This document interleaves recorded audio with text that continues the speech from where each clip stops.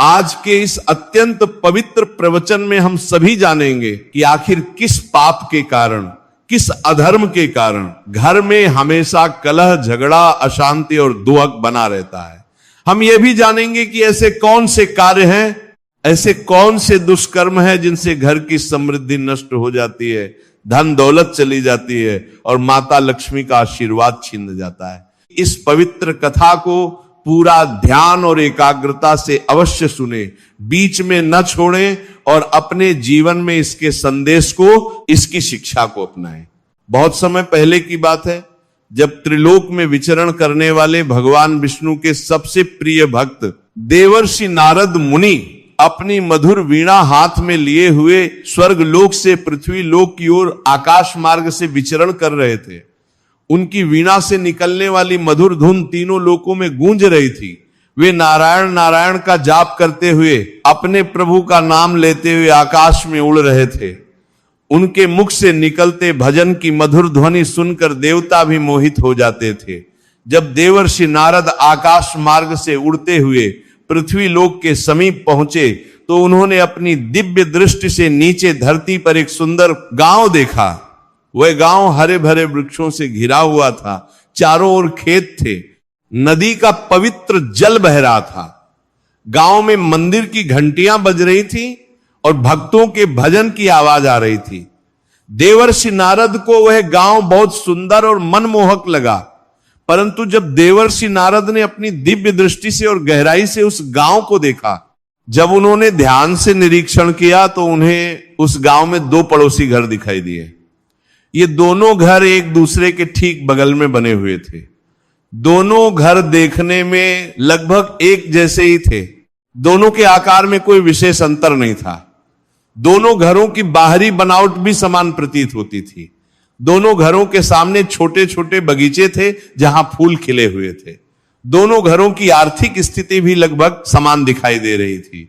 परंतु जब देवर्षि नारद ने अपनी योगिक शक्ति से, अपनी दिव्य दृष्टि से और बारीकी से और गहनता से इन दोनों घरों को देखा तो उन्हें एक अत्यंत विचित्र, एक अत्यंत आश्चर्यजनक बात दिखाई दी जो उनकी समझ से परे थी। पहले घर में जो बाईं ओर था, वहां देवर्षि नारद ने देखा कि निरंतर लगातार कलह और झगड़े होते रहते थे। घर के अंदर से चीखने, चिल्लाने की, कोसने और गालियां देने की आवाजें आ रही थी। परिवार के सदस्य आपस में एक दूसरे से लड़ते रहते थे, एक दूसरे को भला बुरा कहते रहते थे। पति पत्नी में झगड़ा होता रहता था, बच्चे रोते रहते थे, बूढ़े माता पिता कोने में उदास बैठे रहते थे। उस घर से हमेशा नकारात्मक ऊर्जा निकल रही थी, दुखद और कष्टदायक वातावरण था। उस घर का गृह स्वामी, जिसका नाम धनपाल था, वह हमेशा परेशान और दुखी दिखाई देता था। उसके चेहरे पर गहरी चिंता की रेखाएं थीं। उसका मुख मुरझाया हुआ था। उसकी आंखों में थकावट और निराशा साफ दिखाई देती थी। धन दौलत होते हुए भी, संपत्ति होते हुए भी उस घर में शांति नहीं थी, सुख नहीं था, संतोष नहीं था। घर के अंदर अंधकार था, उदासी थी। माता लक्ष्मी का वास उस घर में बिल्कुल नहीं था। देवी सरस्वती का आशीर्वाद नहीं था। यद्यपि उस घर में धन था, परंतु वह धन भी धीरे धीरे कम होता जा रहा था। व्यापार में घाटा होने लगा था। वहीं दूसरी ओर ठीक बगल वाले घर में, जो दाईं ओर था, वहां का दृश्य बिल्कुल विपरीत था, बिल्कुल अलग था। देवर्षि नारद ने देखा कि उस घर में अद्भुत शांति थी, मनमोहक प्रसन्नता का वातावरण था। वहां के सभी लोग बड़े मिलजुल कर प्रेम से, सौहार्द से रहते थे। परिवार में गहरा प्रेम था, आपसी सम्मान था, एक दूसरे के प्रति करुणा थी। सभी परिवार के सदस्य एक दूसरे का ध्यान रखते थे, एक दूसरे की मदद करते थे। भले ही उनके पास पहले घर जितना अधिक धन नहीं था, उनकी आर्थिक स्थिति उतनी मजबूत नहीं थी, फिर भी वे बहुत सुखी थे, बहुत प्रसन्न थे, बहुत संतुष्ट थे। उस घर से भजन और मंगल गीतों की मधुर ध्वनि आती रहती थी। संध्या समय दीपक की रोशनी से घर जगमगा उठता था। सुबह शाम भगवान की आरती होती थी। धूप अगरबत्ती की सुगंध चारों ओर फैलती थी। देवी लक्ष्मी का वास उस घर में स्पष्ट रूप से दिखाई देता था। माता का आशीर्वाद था।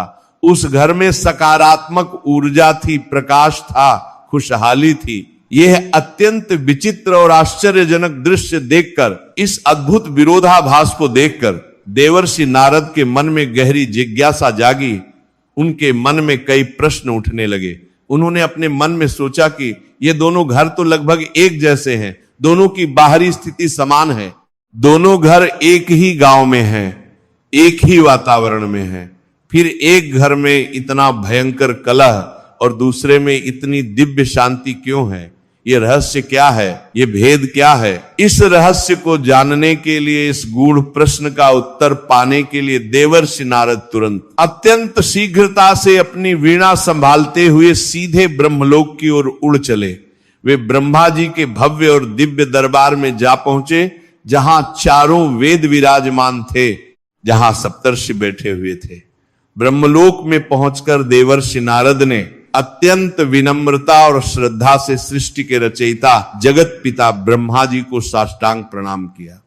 उन्होंने दोनों हाथ जोड़कर, सिर झुकाकर विनम्र स्वर में कहा, हे सृष्टिकर्ता, हे जगत पिता, हे परम ज्ञानी, आज मैं आपके पवित्र चरणों में कुछ अत्यंत महत्वपूर्ण प्रश्नों के उत्तर जानने के लिए उपस्थित हुआ हूं। मेरे मन में कुछ जिज्ञासाएं हैं जिनका समाधान केवल आप ही कर सकते हैं। तब ब्रह्मा जी ने, जो अपने कमल के सिंहासन पर विराजमान थे, अपनी चार दिशाओं में देखने वाली दिव्य आंखों से देवर्षि नारद की ओर देखा और अत्यंत गंभीर परंतु प्रेमपूर्ण स्वर में कहा, हे देवर्षि नारद, हे त्रिलोक में विचरण करने वाले, हे भगवान विष्णु के प्रिय भक्त, तुम निःसंकोच पूछो, तुम्हें क्या जानना है? तुम्हारा प्रश्न कौन सा है? यदि मैं समर्थ हुआ, यदि मेरे ज्ञान में वह उत्तर है, तो मैं अवश्य ही तुम्हें विस्तार से बताऊंगा।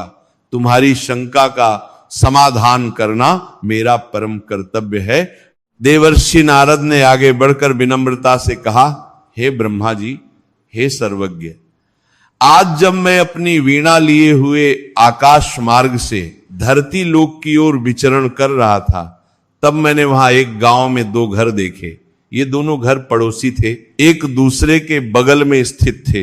दोनों की बाहरी स्थिति समान थी, दोनों की आर्थिक दशा भी लगभग एक जैसी प्रतीत होती थी। परंतु हे ब्रह्मा जी, एक घर में मैंने निरंतर कलह, झगड़ा, अशांति और दुख देखा। वहां के लोग हमेशा लड़ते रहते थे, एक दूसरे को कष्ट देते रहते थे। गृहस्वामी अत्यंत परेशान और दुखी था। देवर्षि नारद आगे कहते हैं, और हे जगत पिता, ठीक उसी के बगल में स्थित दूसरे घर में मैंने अद्भुत शांति, प्रसन्नता और समृद्धि देखी। वहां के लोग अत्यंत सुखी थे, प्रेम से रहते थे, माता लक्ष्मी का वास था। मुझे यह समझ नहीं आया कि जब दोनों घर एक जैसे हैं, तो एक में इतना कष्ट और दूसरे में इतना सुख क्यों है? देवर्षि नारद ने अपने प्रश्न आगे रखते हुए कहा, हे ब्रह्मा जी, मैं आपसे जानना चाहता हूं कि आखिर किस पाप के कारण, किस कर्म के कारण घर में हमेशा झगड़ा और अशांति बनी रहती है? किन कार्यों से घर से माता लक्ष्मी का वास समाप्त हो जाता है और किन सद्गुणों से घर में शांति और समृद्धि आती है? कृपया मुझे इन प्रश्नों का उत्तर दीजिए। देवर्षि नारद के इन गहरे और विचारणीय प्रश्नों को ध्यान पूर्वक सुनकर ब्रह्मा जी धीरे से मुस्कुराए। उनके मुख पर दिव्य तेज था, उनकी आंखों में करुणा थी। फिर उन्होंने कहा, हे देवर्षि नारद, हे ज्ञान के जिज्ञासु, तुम्हारे प्रश्न अत्यंत महत्वपूर्ण हैं, अत्यंत गहरे हैं। इन प्रश्नों का उत्तर संसार के प्रत्येक गृहस्थ को जानना आवश्यक है। मैं तुम्हें इसका उत्तर केवल शब्दों में नहीं, बल्कि एक रोचक और शिक्षाप्रद कथा के माध्यम से देना चाहता हूं, क्योंकि कथा के माध्यम से ज्ञान अधिक स्पष्ट होता है, अधिक हृदय में उतरता है।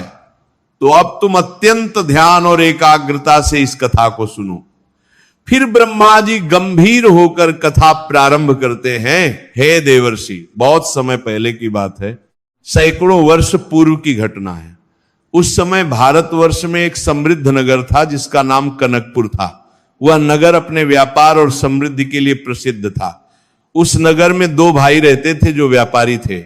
बड़े भाई का नाम धनपाल था और छोटे भाई का नाम सुखपाल था।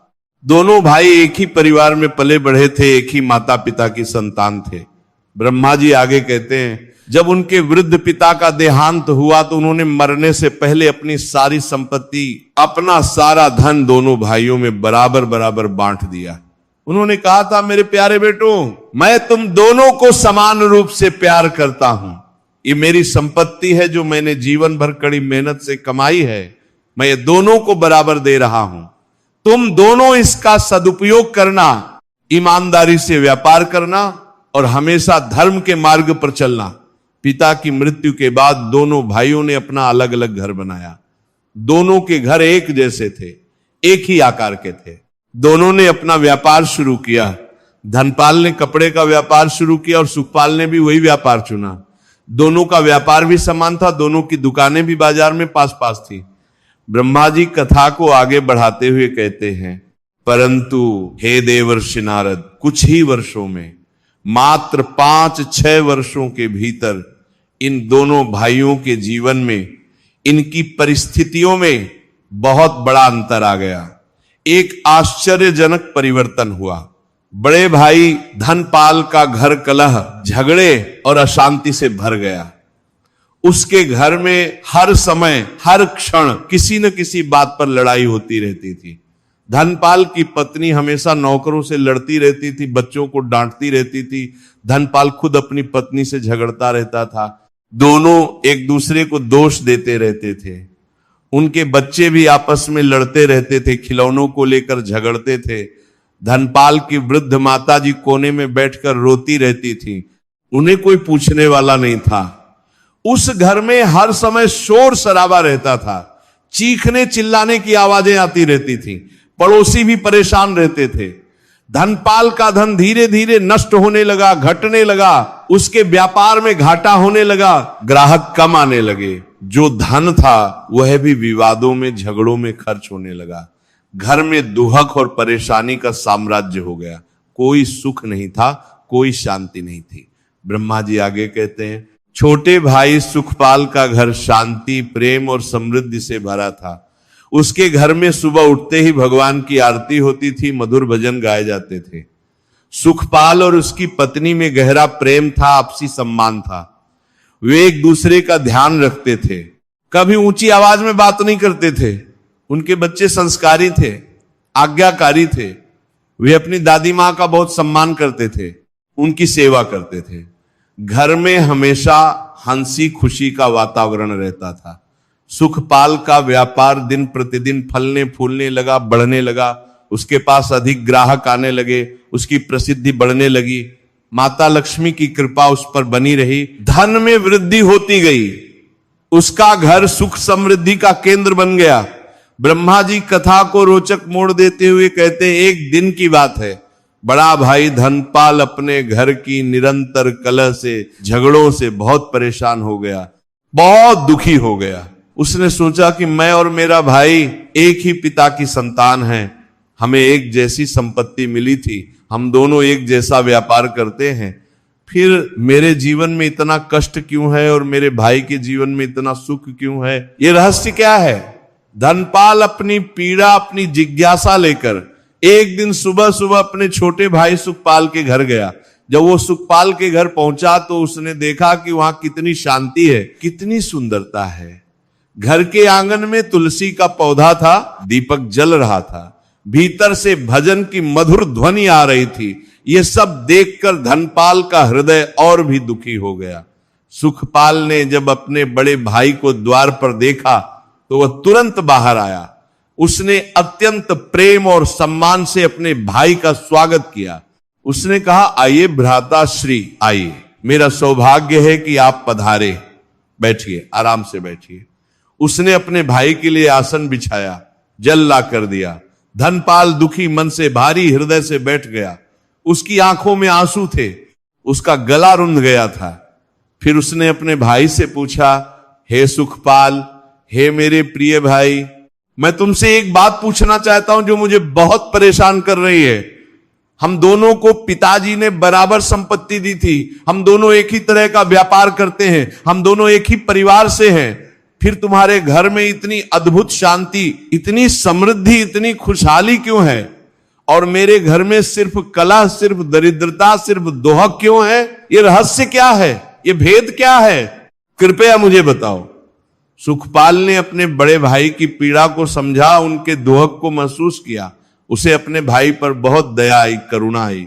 फिर उसने अत्यंत विनम्रता से, प्रेम से कहा, हे भ्राताश्री, हे मेरे आदरणीय बड़े भाई, इसका कारण हमारे कर्म है, हमारे आचरण है, हमारा व्यवहार है। धन और संपत्ति से सुख नहीं मिलता। सुख मिलता है सदकर्मों से, सदगुणों से, धर्म के पालन से। सुखपाल ने आगे समझाया, मैं आपको बताता हूं कि मैं अपने जीवन में, अपने घर में किन नियमों का पालन करता हूं, किन सिद्धांतों पर चलता हूं, जिससे मेरे घर में शांति और समृद्धि बनी रहती है, माता लक्ष्मी का आशीर्वाद बना रहता है। सुखपाल ने पहली बात बताते हुए कहा, हे भ्राता, सबसे पहली और सबसे महत्वपूर्ण बात यह है कि मैं कभी भी किसी भी परिस्थिति में अपने घर में किसी की निंदा नहीं करता हूं, किसी की बुराई नहीं करता हूं। ना तो मैं पड़ोसियों की निंदा करता हूं, ना रिश्तेदारों की, ना किसी अन्य व्यक्ति की। निंदा करना महापाप है। जब हम किसी की निंदा करते हैं, किसी की बुराई करते हैं, तो घर में नकारात्मक ऊर्जा आती है, बुरी शक्तियां प्रवेश करती हैं।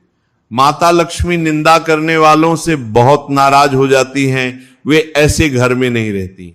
निंदा से घर में कलह बढ़ता है, झगड़े बढ़ते हैं, शांति नष्ट होती है। सुखपाल ने आगे कहा, परंतु हे भ्राताश्री, मैंने देखा है, मुझे पता है कि आपके घर में हमेशा दूसरों की निंदा होती रहती है, बुराई होती रहती है। आप पड़ोसियों की बुराई करते हैं, रिश्तेदारों को कोसते हैं। आपकी पत्नी भी हमेशा किसी न किसी की बुराई करती रहती है। यही आपके सभी कष्टों का, आपकी सभी परेशानियों का पहला और मुख्य कारण है। यह सुनकर धनपाल को गहरा आघात लगा। उसे अपनी गलती का एहसास हुआ। उसे याद आया कि सच में उसके घर में हर समय किसी न किसी की निंदा होती रहती थी। वह खुद भी और उसकी पत्नी भी हमेशा दूसरों की बुराई करते रहते थे। उसने दुखी स्वर में कहा, हां भाई, यह सत्य है, यह बिल्कुल सच है। हम सब हमेशा दूसरों की बुराई करते रहते हैं। मुझे अपनी इस गलती का बिल्कुल एहसास नहीं था। सुखपाल ने दूसरी महत्वपूर्ण बात बताते हुए कहा, हे भ्राता, दूसरी बात जो मैं हमेशा ध्यान रखता हूं वह यह है कि मैं अपने घर में कभी भी किसी भी स्थिति में भोजन का, अन्न का अपमान नहीं होने देता। सुखपाल ने चौथी बात समझाते हुए कहा, हे भ्राता श्री, चौथी महत्वपूर्ण बात यह है कि मैं कभी भी किसी को, किसी भी व्यक्ति को धोखा नहीं देता। मैं अपने व्यापार में पूरी ईमानदारी रखता हूं, पूर्ण सत्यता रखता हूं। मैं कभी झूठ नहीं बोलता, कभी छल कपट नहीं करता। मैं अपने ग्राहकों को अच्छा सामान देता हूं, सही दाम लेता हूं, कभी नकली चीज नहीं बेचता, कभी धोखाधड़ी नहीं करता। इसीलिए मेरे ग्राहक मुझ पर विश्वास करते हैं, मेरे पास बार बार आते हैं। मेरा व्यापार ईमानदारी से चलता है, इसलिए फलता फूलता है। सुखपाल ने दुखी होकर कहा, परंतु भ्राता, आप अपने व्यापार में अपने लालच के कारण, अधिक धन कमाने के चक्कर में ग्राहकों को धोखा देते हैं। आप नकली सामान असली बताकर बेच देते हैं, गलत तौल करते हैं। यह सब अधर्म है, ये सब पाप है। धोखाधड़ी से कमाया हुआ धन कभी टिकता नहीं, वो जल्दी नष्ट हो जाता है। ईमानदारी से कमाया गया थोड़ा धन भी बढ़ता है, स्थिर रहता है। परंतु बेईमानी से कमाया गया ढेर सारा धन भी जल्दी समाप्त हो जाता है। यही कारण है कि आपका व्यापार घाटे में जा रहा है। धनपाल ने शर्मिंदगी से सिर झुकाकर स्वीकार किया, हां प्रिय भाई, तुम बिल्कुल ठीक कह रहे हो। मैं अपने लालच में ग्राहकों को धोखा देता रहा हूं, मैं उन्हें नकली चीजें बेचता रहा हूं। मुझे लगता था कि इससे मैं जल्दी अमीर बन जाऊंगा, परंतु उल्टा मैं दरिद्र होता जा रहा हूं। सुखपाल ने पांचवी और सबसे अंतिम महत्वपूर्ण बात कही, हे भ्राता श्री, पांचवी और अत्यंत विशेष बात जो मैं बहुत सावधानी से पालन करता हूं वह यह है कि मैं सूर्यास्त के बाद, संध्या काल के बाद कभी भी घर में झाड़ू नहीं लगाता, रात्रि में घर की सफाई नहीं करता, कूड़ा कचरा बाहर नहीं फेंकता, क्योंकि शास्त्रों में लिखा है, हमारे जस्सी मुनियों ने बताया है कि संध्या काल में माता लक्ष्मी प्रत्येक घर में आती हैं। वे देखती हैं कि कौन सा घर उनके रहने योग्य है। उस समय यदि हम झाड़ू लगाते हैं, सफाई करते हैं, तो ये माता लक्ष्मी का अपमान होता है। उन्हें लगता है कि हमें यहां से निकाला जा रहा है, और फिर माता लक्ष्मी नाराज होकर उस घर को छोड़ देती हैं। वे वहां कभी नहीं आती। जिस घर में लक्ष्मी जी का वास नहीं होता, वे घर दरिद्र हो जाता है, गरीब हो जाता है। इसलिए मैं हमेशा सूर्यास्त से पहले ही घर की पूरी सफाई कर लेता हूं, संध्या समय दीपक जलाता हूं, आरती करता हूं और माता लक्ष्मी का स्वागत करता हूं। सुखपाल ने अंत में कहा, परंतु हे भ्राता, आपके घर में यह नियम बिल्कुल नहीं माना जाता। आपके घर में रात को भी झाड़ू लगती रहती है, सफाई होती रहती है। यही पांचवा और अत्यंत महत्वपूर्ण कारण है कि माता लक्ष्मी आपके घर से चली गई हैं और आप दरिद्रता को प्राप्त हो रहे हैं। धनपाल को अब सब कुछ स्पष्ट हो गया था। उसे अपनी सभी गलतियों का, अपने सभी पापों का पूरा एहसास हो गया था। उसे समझ आ गया था कि उसके धोखों का, उसकी परेशानियों का कारण वह खुद था, उसके कर्म थे। धनपाल ने अपने भाई के चरण पकड़ लिए और रोते हुए कहा, हे प्रिय भाई, हे मेरे हितैषी, तुमने आज मुझे जीवन का सबसे बड़ा ज्ञान दिया है, सबसे महत्वपूर्ण शिक्षा दी है। मैं अत्यंत कृतज्ञ हूं। आज से, इसी क्षण से मैं भी इन सभी 5 नियमों का पालन करूंगा। मैं अपने जीवन को बदलूंगा, अपने आचरण को सुधारूंगा।